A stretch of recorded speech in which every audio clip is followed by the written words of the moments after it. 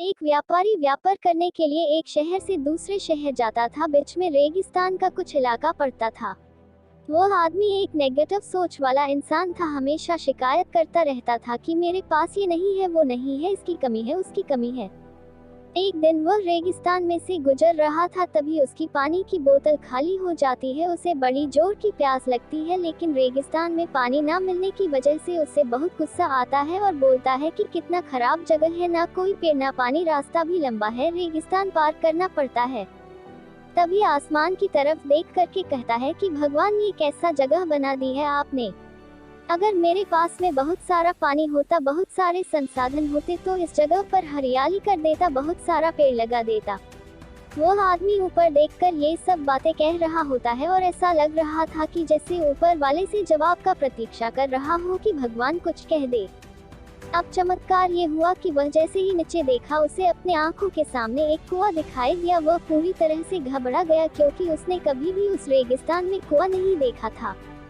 वह कुएं के पास पहुंचा और देखा कि कुआं पूरी तरह पानी से भरा हुआ है, परंतु वह आदमी नेगेटिव सोच वाला था और हमेशा शिकायत करता रहता था। और फिर से आसमान की तरफ देखते हुए बोला, भगवान, पानी से भरा हुआ कुआं तो दे दिया, लेकिन पानी निकलूंगा कैसे। तो इस बार जब वह नीचे देखा तो फिर से चमत्कार हुआ। उसे कुएं के पास रस्सी और बाल्टी दिखाई दी, लेकिन आदमी फिर से ऊपर देखा और बोला, भगवान, अब इस पानी को ले जाऊंगा कैसे। तभी उसको एहसास हुआ जैसे उसके पीछे कोई है। वह पीछे मुड़कर देखा तो एक ऊंट खड़ा हुआ होता है। वह पूरी तरह से घबरा गया, सोचने लगा कि ये तो सच में होने लग रहा है। मैं बातों बातों में कह तो दिया, अब मुझे यहाँ हरियाली करनी पड़ेगी और पेड़ लगाने की जिम्मेदारी लेनी पड़ेगी। आदमी को पानी से भरा हुआ कुआं मिल गया, बाल्टी और रस्सी मिल गई, पानी को ले जाने के लिए ऊंट भी मिल गया, सब कुछ मिल गया। अब वह आदमी सोच रहा था कि ये मैं बातों बातों में क्या बोल दिया, ये तो गड़बड़ हो गया। अब वह तेजी से दौड़कर भागने लगा। वह भाग रहा था, उस जिम्मेदारी से बच रहा था। तभी एक कागज उड़ते हुए आया और इसके शरीर से चिपक गया। उसने जब उस कागज को देखा तो उस पर लिखा हुआ था कि मैंने तुम्हें पानी दिया, कुआं दिया, रस्सी और बाल्टी दिया, पानी को ले जाने के लिए साधन दिया, फिर भी क्यों बचकर भाग रहे हो। उस आदमी को लगा कि मेरे साथ पता नहीं क्या हो रहा है। वह दौड़ते दौड़ते रेगिस्तान को पार कर लिया, लेकिन उस रेगिस्तान को हरा भरा नहीं बनाया।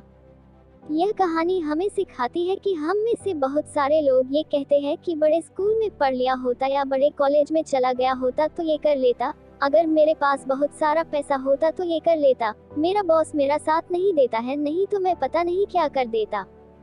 हम हमेशा शिकायतें ढूंढा करते हैं, अपनी जिम्मेदारी से बचकर भाग रहे होते हैं।